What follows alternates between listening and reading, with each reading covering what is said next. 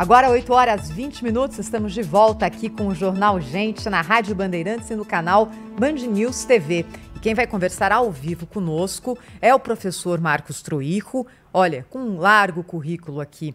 Ex-presidente do Banco do BRICS, foi um dos principais negociadores do acordo Mercosul e União Europeia, fundou e dirigiu o BRIC Lab na Universidade de Columbia, em Nova York, onde também lecionou relações internacionais, é membro do Conselho do Futuro Global do Fórum Econômico Mundial, foi presidente do novo Banco de Desenvolvimento, secretário especial de Comércio Exterior e Assuntos Internacionais do Ministério da Economia, além de ter sido o primeiro ocidental a chefiar um organismo internacional sediado na Ásia. Professor Marcos Troijo, muito obrigada, por conversar conosco, com os ouvintes da Rádio Bandeirantes e com os assinantes do Band News TV nessa manhã. Seja muito bem-vindo ao Jornal Gente.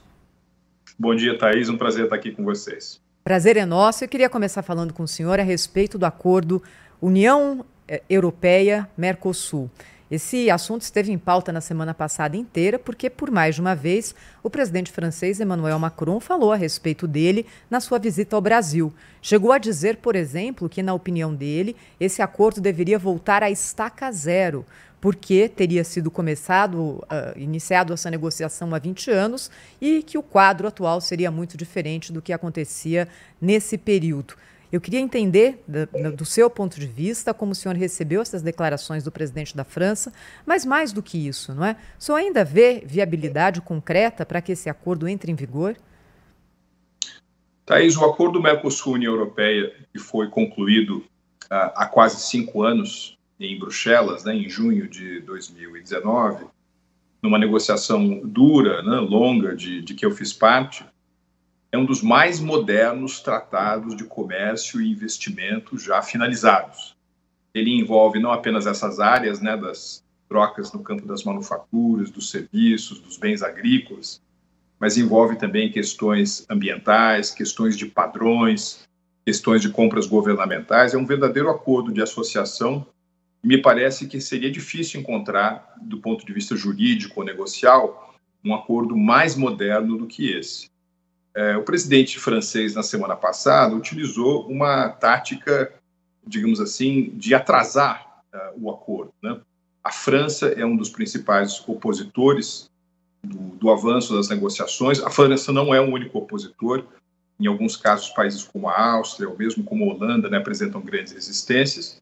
Mas o fato é que, mesmo no caso da França, eu gosto, às vezes, de utilizar quase que uma fórmula matemática para descrever como é que é a posição daquele país em relação ao acordo. Porque a França é igual às empresas industriais francesas modernas, aos bancos franceses, às grandes empresas de consultoria na França, aos supermercados franceses, às grandes empresas de varejo, menos aqueles agricultores protecionistas, aqueles ecologistas que acabam, às vezes, por interesses escusos ou mesmo por inocência, oferecendo a sua voz e o seu apoio a essas agendas de maior proteção ao mercado interno francês. É um acordo excelente para a União Europeia, é um acordo excelente para os países do Mercosul, e por duas razões.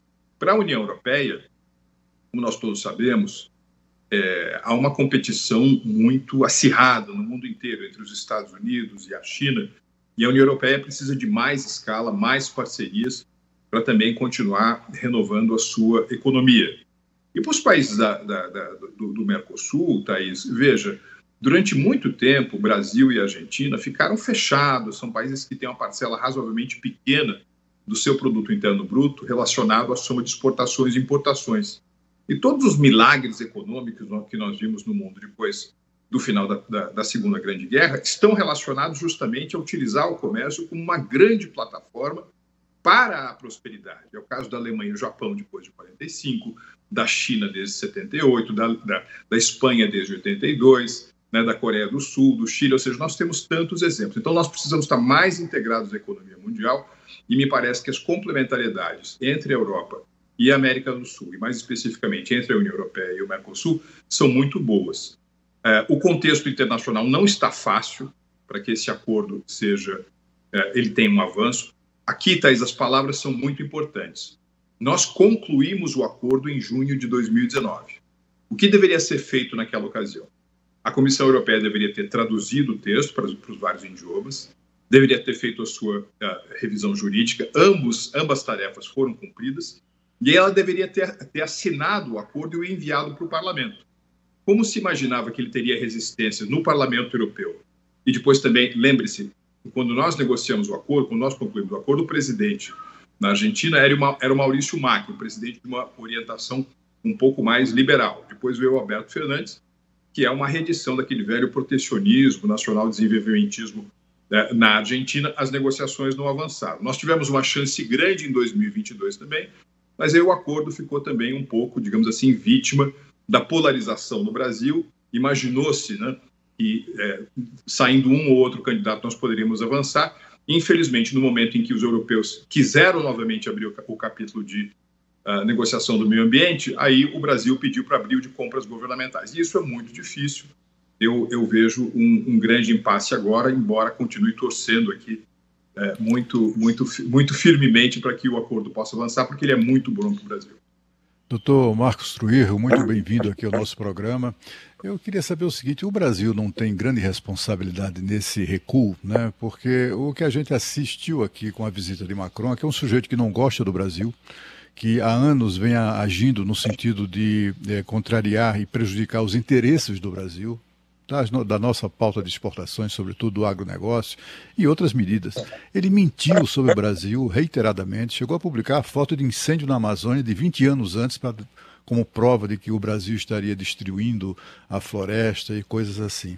E esse sujeito vem, né, recebido com tapete vermelho aqui no Brasil, para afrontar o Brasil novamente, aqui em território nacional, para dizer, ó, esse negócio de acordo nem vem que não tem que começar do zero e tal. Aí ele está falando aquilo para os agricultores atrasados lá da França, que é o eleitorado dele. O Brasil não tem colaborado, contribuído com esse tipo de atitude, uma atitude meio acovardada, meio, como é que eu diria, uma atitude reticente em relação à ação de alguém que prejudica o nosso país, que é o presidente da França, reiteradamente. O Brasil, com esse comportamento condescendente, não colabora para esse tipo de gente que cresce para cima do nosso país?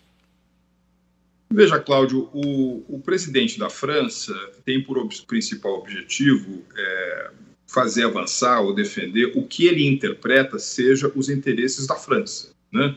Se num determinado momento ele entende que mais comércio internacional, mais projeção da França é algo bom para o país dele, muito bem. Me parece no seu caso. Ele se encontra aí fechado num ciclo político de 24 horas, muito voltado às pressões eleitorais, muito voltado ao lobby agrícola, e isso se mostrou também nessa visita recente ao Brasil. Eu fico chateado, né, porque eu imaginava que o principal item, né, das relações Brasil-França nesse momento, que é o item do acordo Mercosul-União Europeia, pudesse ser tratado, ser objeto de reflexão, ser objeto de conversa, negociação, tentativa de construção de posições comuns para as coisas poderem avançar. O tema sequer foi tratado. Então, na realidade, me parece que foi uma visita muito mais orientada a oferecer um pano de fundo, né, para que o chefe de Estado francês aparecesse como um defensor do meio ambiente, né, um advogado dos temas amazônicos, do que algo que respondesse mais afirmativamente aquilo que é o interesse do Brasil. Qual que é o interesse do Brasil? Vender mais para a União Europeia, claro, fazer parcerias científico-tecnológicas, né, aumentar o fluxo de investimentos que o Brasil recebe da França, né, dos últimos, nesse primeiro quarto de século, né, quer dizer, no século XXI, Cláudio, a França foi uma das cinco principais origens do investimento estrangeiro direto no Brasil, e nós queremos que isso se amplie também. E não é só por conta das relações Brasil-França. Veja, Cláudio, hoje de cada $2 que o Brasil exporta, um vai para a Ásia-Pacífico, ou seja, mesmo se a gente tirar da equação aqueles países do Oriente Médio que geograficamente fazem parte da Ásia, 50% das nossas exportações estão indo para a Ásia. Então, é claro que isso vai continuar em alguma medida, porque nós estamos falando de mercados muito pujantes, né, e de grande população, a renda vai subindo nesses países, as pessoas comem mais, investem mais em energia, e esse é um pouco o perfil exportador do Brasil para países como a China, como a Índia, como a Indonésia, como o Vietnã, etc. Mas nós precisamos criar alternativas, e por isso que a gente deveria ter aproveitado muito mais essa visita do presidente Macron aqui para parar as arestas do acordo Mercosul-União Europeia. Nós não fizemos isso, acabamos oferecendo apenas uma espécie de cenário, né, algo idílico, para que o presidente francês pudesse aparecer, ou seja, reforçar o que ele considera sejam as suas credenciais ambientalistas.